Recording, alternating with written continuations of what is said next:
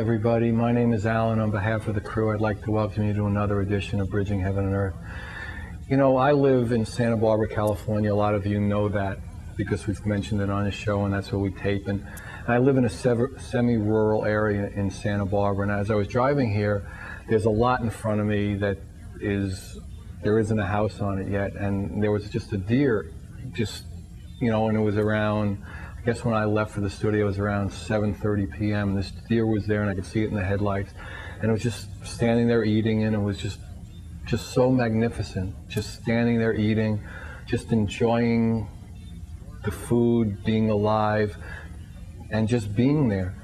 And I just thought there are so many examples on this extraordinary planet of ours of the unbelievable gifts of the Creator. However you would see the Creator to be. I mean, there's just, everywhere we look, there's the potential to see the glory of God, the glory of that love manifest. I mean, there's the trees and the oceans and the birds and the dolphins and the whales. And in a sense, for us, most of all, us, the human species, not to make it better and not to make it worse, but just the fact that we're alive, that there is this consciousness that can look in a mirror and see a face back, can see consciousness. What an incredible thing, what a glory this whole amazement is, this whole journey for us all on planet Earth here. And the opportunity to see that love and to see that manifestation of that glory. How much of it is missed in our lives? How much of it do we get caught up in a sense, the trivialities of it all, and miss the extraordinary beauty and glory of the creation, including all of us, in all the different flavors, in all the different varieties, in all the different colors. And yet we somehow get caught in the differences. And we fight, and we bomb, and we kill, and we hurt, and we use words that are hurtful. And that doesn't prevent the glory from going on.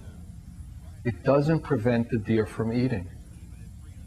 I mean, maybe humans have killed off species now, and there are certain types of deers or certain types of animals who no longer are eating on this extraordinary planet. And as we talk about on every show, how can we know and have that connection to all that is, to the love of the Creator, to the manifestation of the Creator, that to know that we all are one, and to have that experience. And that is, in essence, what all the spiritual paths are about. There was this child born to a friend recently, or a grandchild born to a friend, and the mother is also, and the father is also a friend. And they live in Australia, and I wrote them this note, and I said, this child was born of love. A love that is beyond religion, beyond country, and beyond all the differences. And yet, in so many parts of the world, in so many parts of each of us, there's the conflict and of the illusion. And for all of us, it's time to make a stand for love. It's time to come out for that connection, for that oneness. So in whatever way we can come forth from the moment of this show, whenever and wherever you're watching it, or wherever you're listening to it, because it looks like all the shows, by the time most of you are watching it, will be available on the internet, the audio portions at least. That it's time that we took another step into the love, in whatever place we are, to commit to taking that next step. And tonight, once again, we have guests with us whose lives, as I've said so many times before, because it's the truth every time, are dedicated to the recognition of that experience, the perpetuation of that experience, and the sharing of that experience, and the experience of love, the experience of connection. We have Bonnie Bell with us and David Todd. They're creators of these extraordinary GaiaStar Mandalas. mandalas. I was practicing. I was going to say it, and maybe they're both right, but I'm not sure. I think it's mandalas. And what they do with them are just ecstatic visions of the living earth, and we'll talk a lot about that. And they have cards and screensavers and just works of art and calendars of this incredible gift that they were given to share with the world. And what is it to do? It's to bring out that vibration. And what is the root of that vibration? It's just love and God and truth. And they're here to share their incredible art with us, and they're incredible beings. So that's really an opportunity for us all to share that tonight. And then we've also gotten this incredible video that someone who we've been trying to deal with from Europe. They sent this extraordinary video of this musical, the Gayatri mantra, and some of you are familiar with it and some of you aren't, of Deva Pramal and Mitan. Extraordinary singers, and we've been trying to get them on the show, and we just couldn't work out the dates. As you know, we do it live here. So they sent this extraordinary video, and we decided we'd show it, which we normally don't do. We usually have live musical guests. So again, for the next however many minutes that this show is going to be on, it's an opportunity for us to know love, to settle into that vibration. Because that's what the intent of the show is, and that's why David and Bonnie drove 10 hours to get here, to share that experience. So as we normally do, let's do a short meditation, and then we'll begin with the video, and then, you know, David and Bonnie are going to be with us. So please join me in a short meditation. If you don't know one, just relax, settle into your chair, wherever, your couch or whatever, and just come with us on this journey, hopefully into more and more love. So please.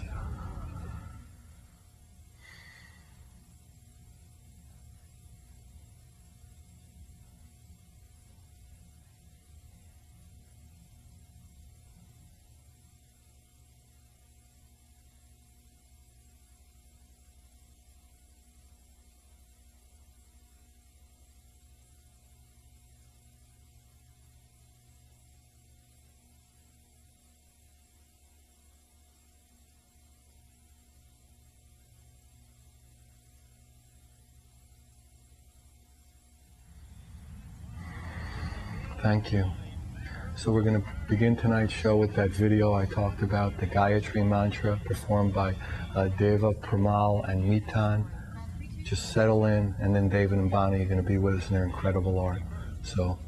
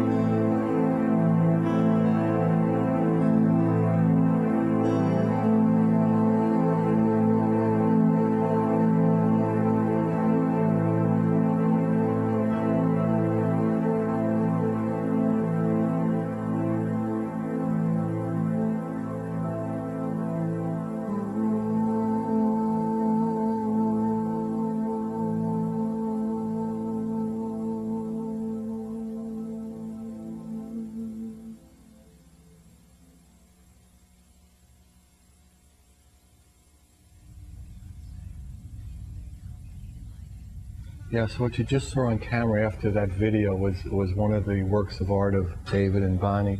So how did you come to do that piece? And that's World Healing, that one's called? This particular piece has an interesting story in that it's an example of the kind of work we've done for 2 or 3 years, where we take close-up images of rocks and plants and flowers from our property. And there's a very large, very impressive rock. It's really the reason we moved to this particular property. It's a what's called a volcanic plug. It literally comes out of the ground, out of a volcano. And if somebody moved it, it's viewing? No, it's just there. Like the hand of the dike or something? It's just there. And it's a very powerful place. And it's been a place where Indians have come for thousands of years. And this is in upstate California? Yeah, it's in Northern California. So we live in a house that faces this rock. We look at this rock all day long. And as soon as we came there, we connected with the spiritual power of that rock and the land around it. And we began, after we got there, to just kind of explore the property and find other rocks, small rocks, big rocks, trees, and we started taking photographs of them. Then we started taking pieces, flower petals, and putting them on a digital scanner and scanning them into our computer and creating mandalas out of them. And part of what we were trying to do was capture the spiritual energy of that property and share it with other people. And we were guided by the earth to work in this way and kind of mine all of the blessings that we felt in this property. So this image itself came about last summer. I got a very strong message that there was a new energy coming through this rock that had to do with world peace. And that we said, okay, we'll probably create an image, that will help communicate that blessing that's coming from this rock. And then on the morning of 9/11, September 11th, we woke up, as everyone did, to this, unfolding horror on our television screen. And somewhere midway through the day, I remembered the message I'd gotten about the rock and the message I'd gotten about this peace energy that was coming through the rock. And I said to Bonnie, we should create the image today. So we went to our computer, we sat down, we worked together in front of the computer. We had a picture of the rock, we had the elements that we used in this picture, which in this case included some cosmic imagery. The Pleiades are in there, and Orion, and the center of the Milky Way galaxy. So we mixed those elements with these natural elements and created an image that we call World Healer. And after we created the image, we were given a meditation to do with the image so that people could use that image and connect with the energy, this peace blessing that was coming from this rock. When you say you were given, you mean your internal voice came? Yeah, we sat down and said, how can people really connect with this image? Because the art we create is beautiful because it comes from the earth, but it's also a technology of transformation, a technology of healing. So we said, what's the technology that is in this image? And we were given a meditation that allows you to connect with the image, connect with the power that comes through that place, and to first release the fear that you may be feeling about the circumstance of the world. And certainly on that day, and there was a lot of fear around. Oh man, it was intense, as everybody knows. There was a lot of fear. So we said, wow, how do people process that fear? How do you, what can we do to help people with that fear? And so the message was, use the image to release the fear, and then use the power that comes from the image to really say how you want things to be different, to really state your intention for peace in the world and for the struggles between humanity to be resolved. And then we put the image on our website, which is GaiaStarWorld.com. And we put the meditation on the website so that anybody around the world can go to our website and connect with that image and do that meditation. And it's been very powerful. Lots of people have connected with us because of that. And it's, something that we feel we can do and have done to help the circumstance that we're all in. Wow. And another thing about this particular image is that in the middle, you see a turquoise stone that we use to represent the Earth in a blessed state. You could say the new Earth. It looks like the Earth, and yet it glows with a kind of novelty. And so, in general, this is how we have understood our art. Elements have come from the Earth, and then they're infused with the intention of love. And we sit as two people in front of the computer to be revealed. The computer doesn't make the art, incidentally. Everything starts with real objects, and then we cut and paste and layer and use geometry to make enclosures. That's why we call them mandalas. We didn't actually set out to make mandalas or mandalas. Whichever way you like. Mandala. Well, we asked our Nepalese friend yesterday. It's mandala. Mandala. What? I'm so sorry. I spoke not proper Hindi. But we understood after we started doing them that as with traditional mandalas, they were creating a sacred space. Again, this is what David was referring to. In a way, mandalas are enclosures that define and hold a space of peace and beauty. And so, as we began to do these pieces, always involving a symmetry. One of the breakthrough events for us was taking a single close-up photograph. We had two prints, and we put them side by side.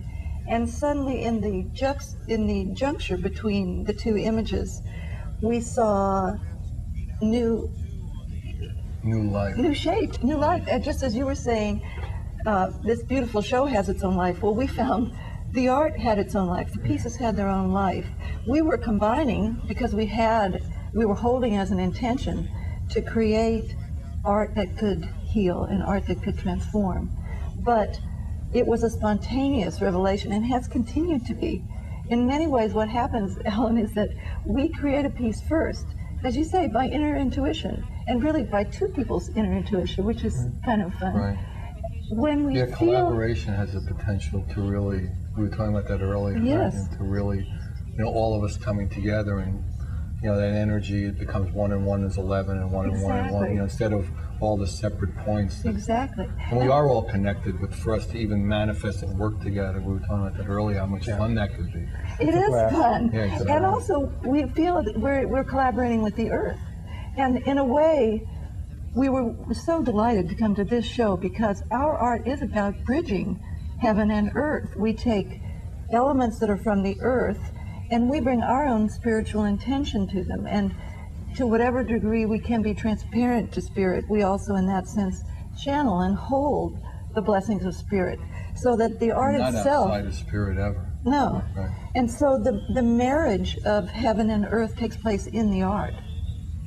Yeah, it's beautiful. And, we were talking earlier, too, that, unto itself, it has a vibration.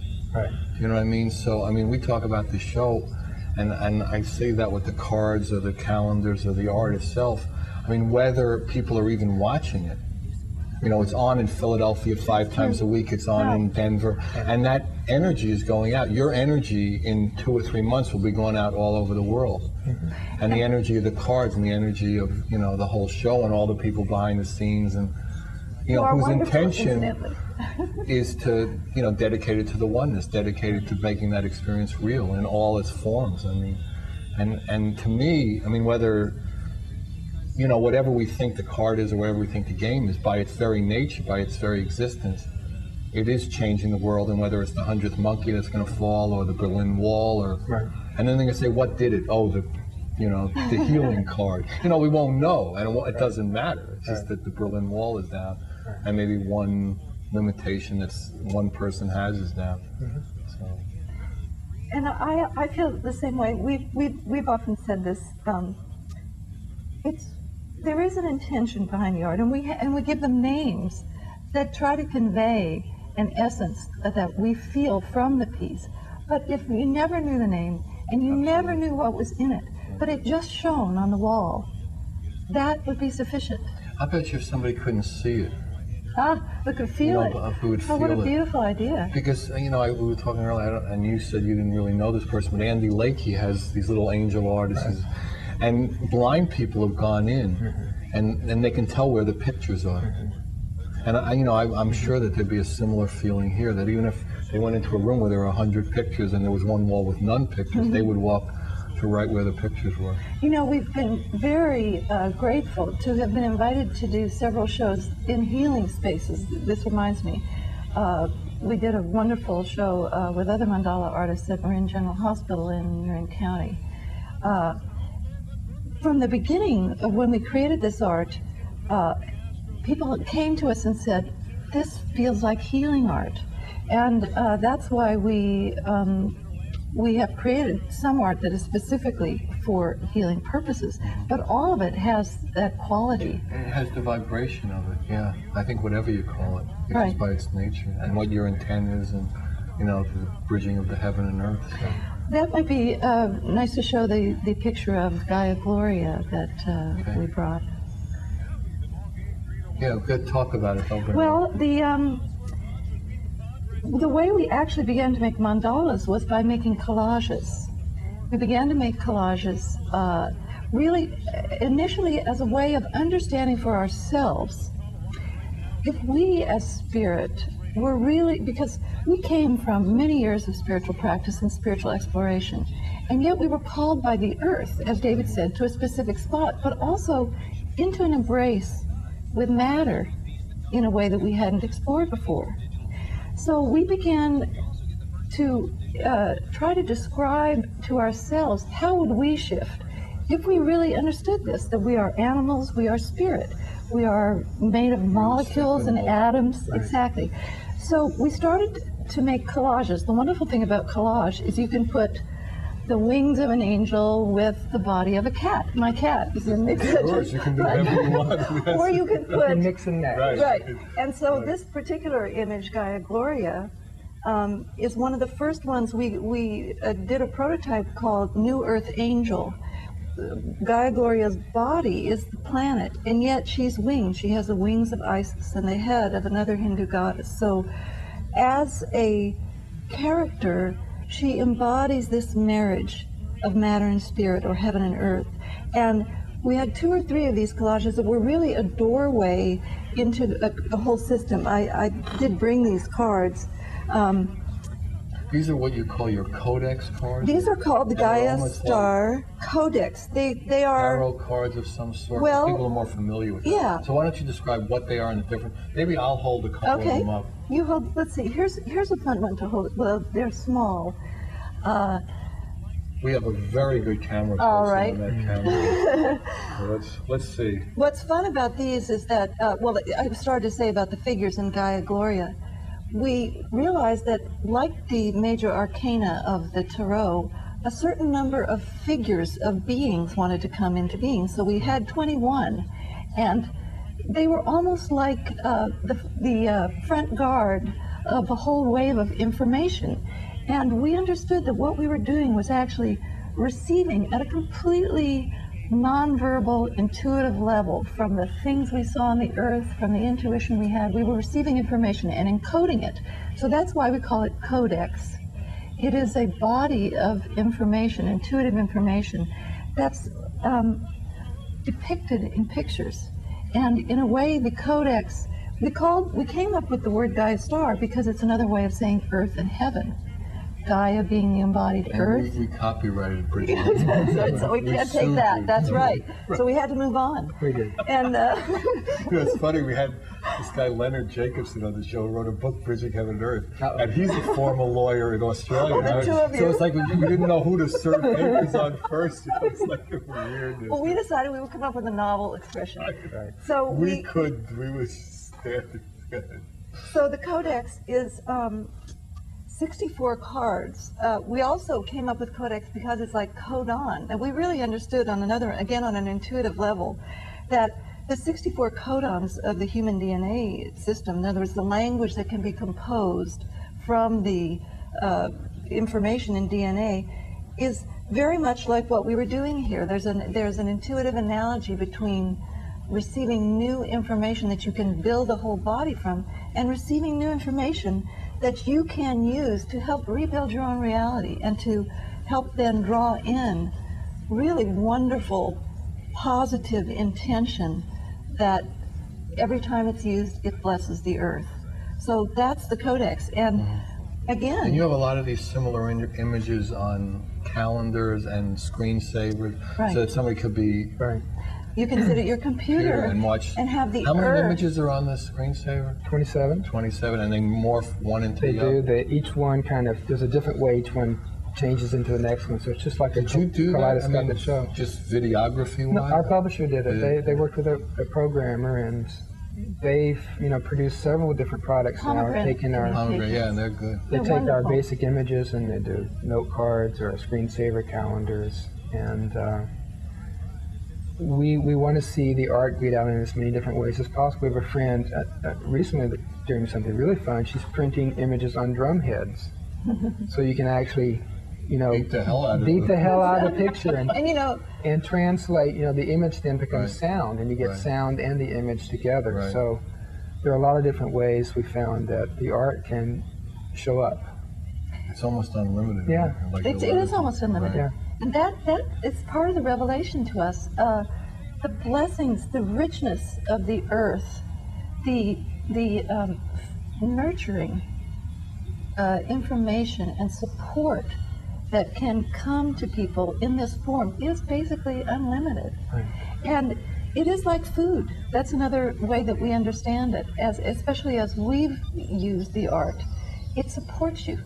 It gives you new information and helps the emergence of our collective new It makes world. us feel safe, and we need to feel safe to proceed. Right. At least some point in the growth process. We're always like protecting. And I think that has a real, that art has a quality because it doesn't have language with it. Right. And it's almost nothing to disagree with. We get in trouble when we have languages and definitions and things.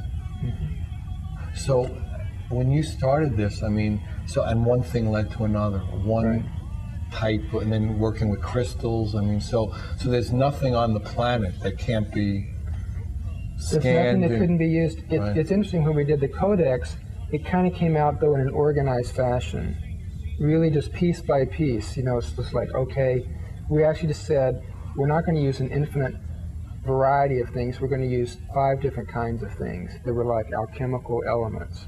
So we used rocks to represent a particular kind of energy, and so there's several images that are based on rocks.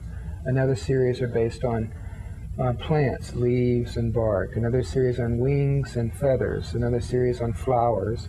And the final section is based on crystals. So each one of those has a unique energy, and then within each of those energies there are several different pictures, kind of variations on that. So you get a very fluid and complex palette that you can, whenever you're working with the cards, you get a rock image and a flower image and an And when you say icon working image. with the cards, you mean that almost as like a tarot deck, and use it to ask it a question, to get a daily affirmation, in a sense, a daily vibration. It comes with a booklet that explains, different ways that you can use it. One is for guidance. The sort of 2 basic ways. One is for guidance, accessing new information, and also empowerment. Certain cards you have the intention for something to change in your life, where you can draw a certain spread of cards and lay them out where those cards are really there to reinforce and empower that intention. And so you're drawing these new energies into your life and saying, I want to combine with those energies because I want something to change in my life. Just like with the world healer, we want something to change in the world. We want the world to change. So there's always that mixture of your intention and the particular blessing, energy, or power that's in a particular piece of art. And what is people's response been? Just a lot of people get blown away and get It's a blast. It's really a blast to show the art to people because you just get drawn into it very quickly. And some of the images are very kaleidoscopic, and you start seeing faces and figures in there because of the symmetries. And other people have more the energy experience that you were talking about. And you can close your eyes and still feel that, the power of the image. I would like to tell a story that that was very moving to us. We were invited to be in an art show in Sausalito, California, and for us, you know, it's been a very new and tender thing. So we brought, it's almost like bringing your children to the show. You know, we felt we have them in the back of the car. And so we were very happy to be there. When you were feeding the prince, I did get a little nervous. That's right. I must say, oh my God, this could be dangerous. We love our pictures. You seem to have gotten over it. That would be pretty good. Yeah, so we did manage to take them out on this occasion. We took them to the show, and we had done a series, which we'll show you one in a minute, of healing mandalas. And this particular series were all round images, 12-sided images. And we had about 5 or 6 of that. We also had these GaiaStar codex images, but we had one wall devoted to healing images.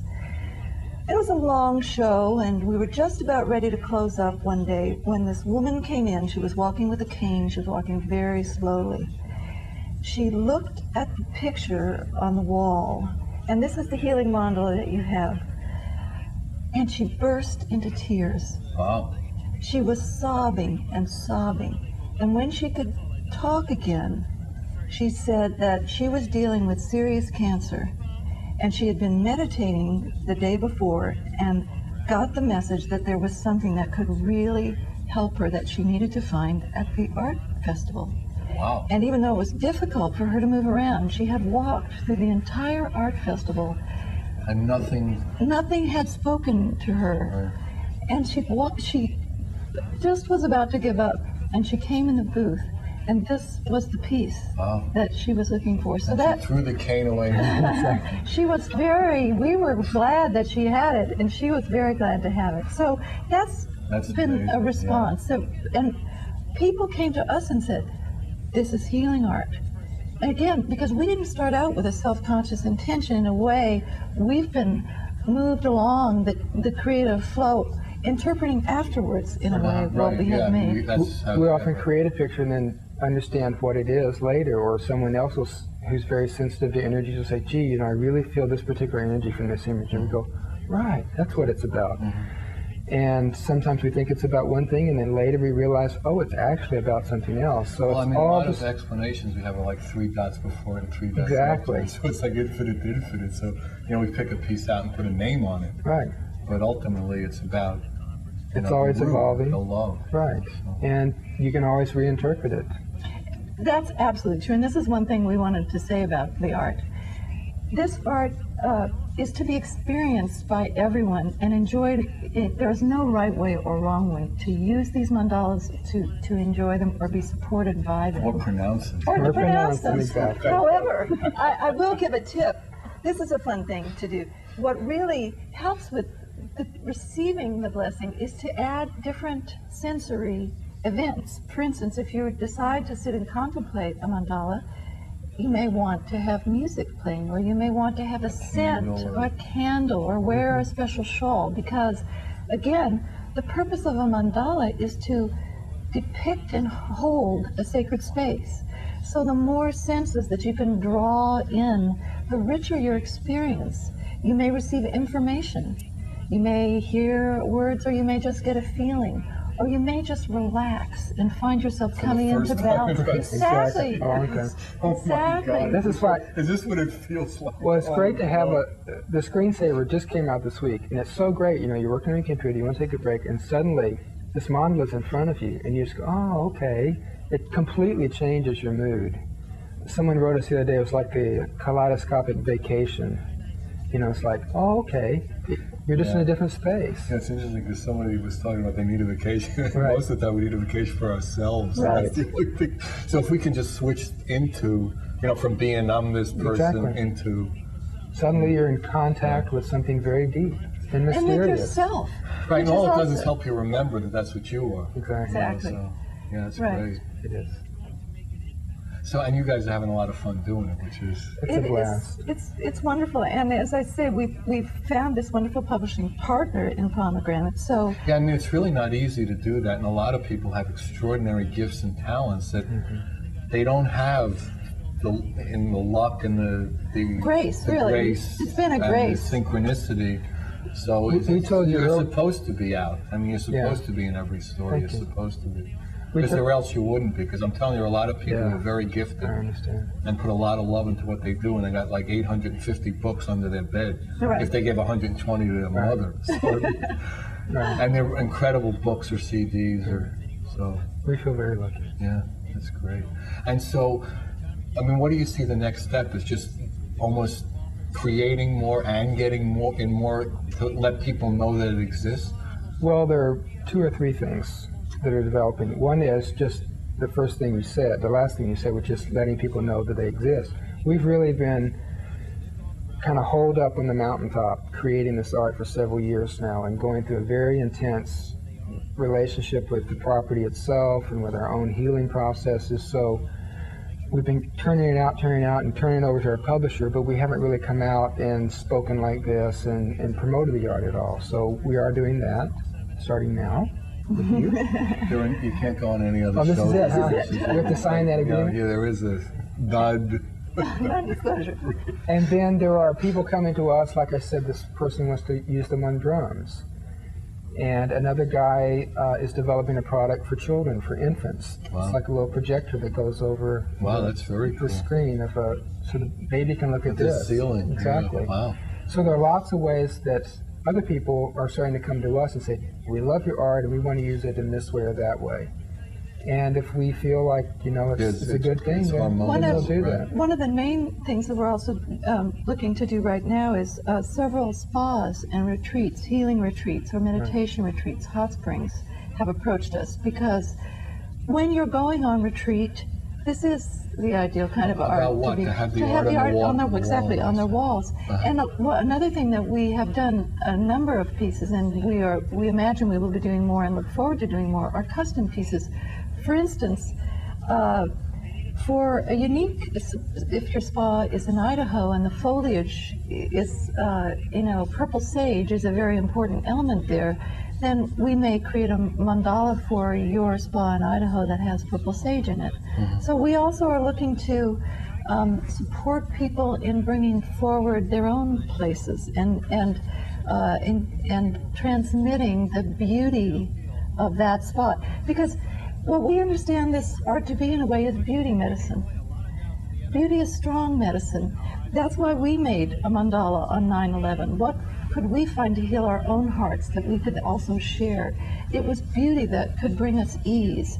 And it also... You mean it didn't work watching all the generals on television?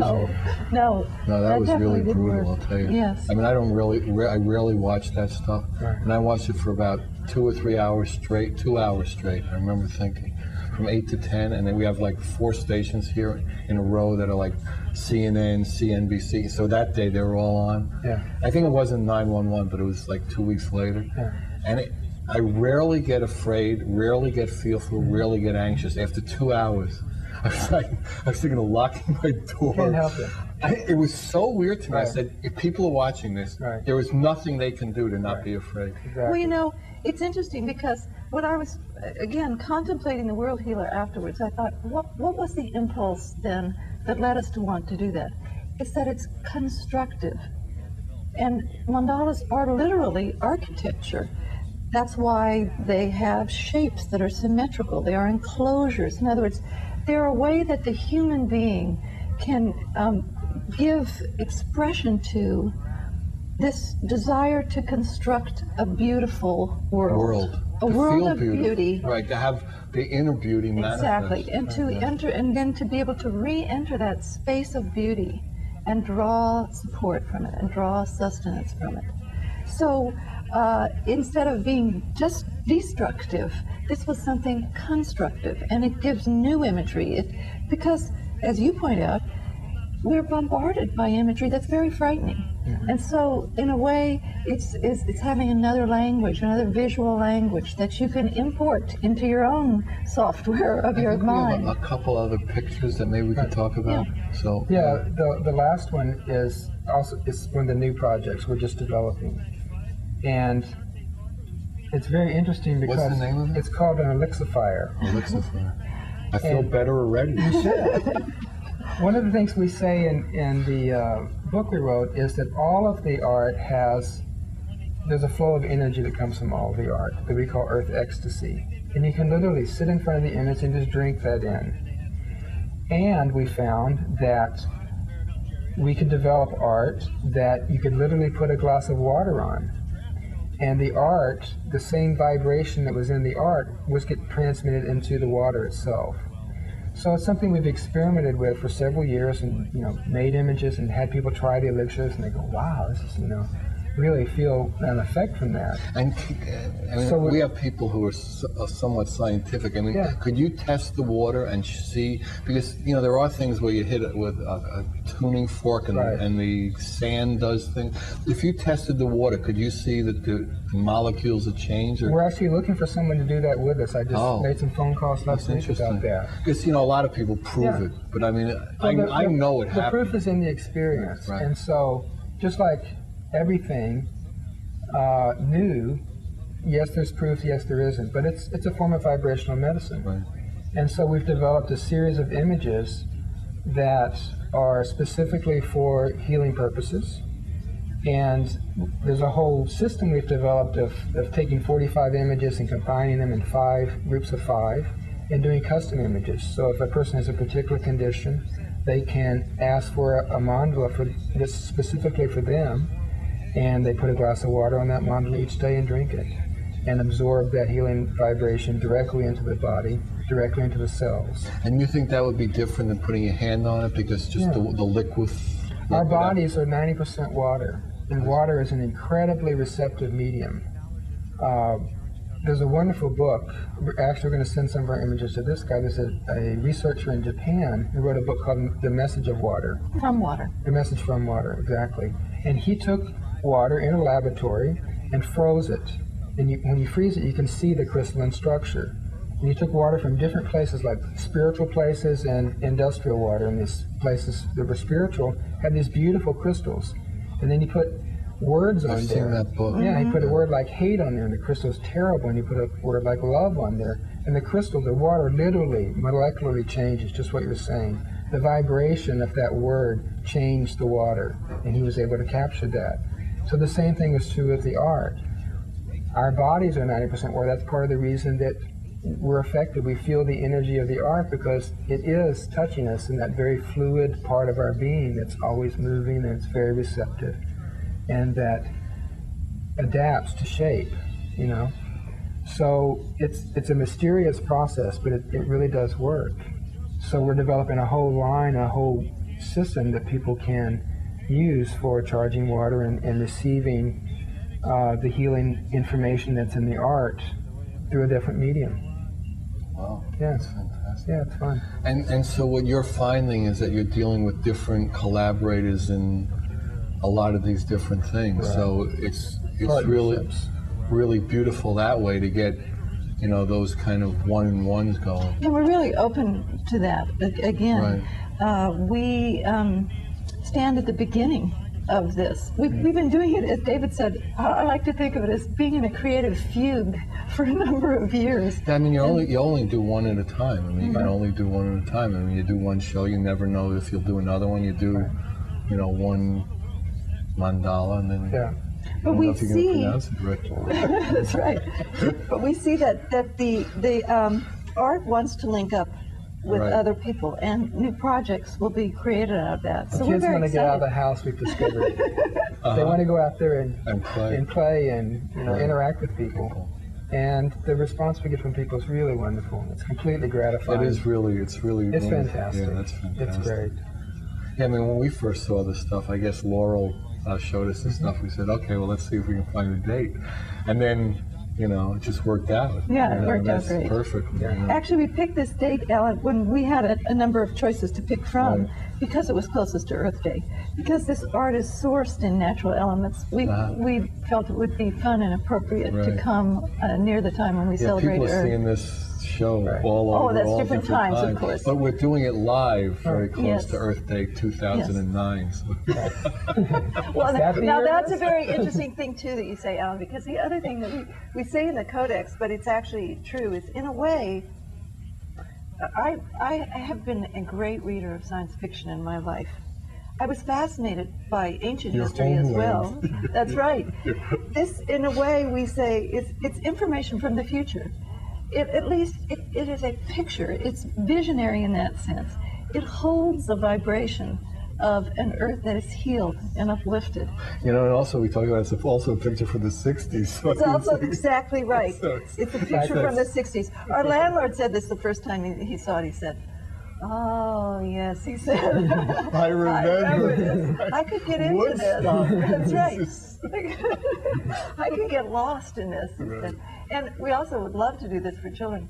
As David was saying, especially in some of the more complex mandalas where there's a lot of joinders, there are fabulous creatures. You know, you look at this and you see a cat and a wolf and an AT and a goddess, and so they're also playgrounds for the imagination. And we were talking about having a game called Go Figure, where you could see how many different figures you could pick out from any given image. Yeah, probably you mentioned that in Milton Bradley. No, I hope they will. Right.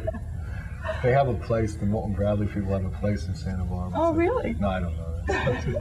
If they're supposed to, they will. A lot of people do. That's right, a lot of people do. Yeah. It's a special place It down there. really is a special place, yeah.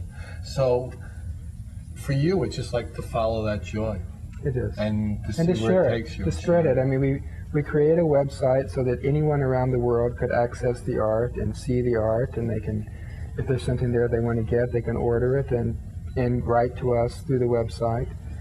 So it's a way for us, even though we live in a very remote place, to be connected with people throughout the world, and that's really a great thing.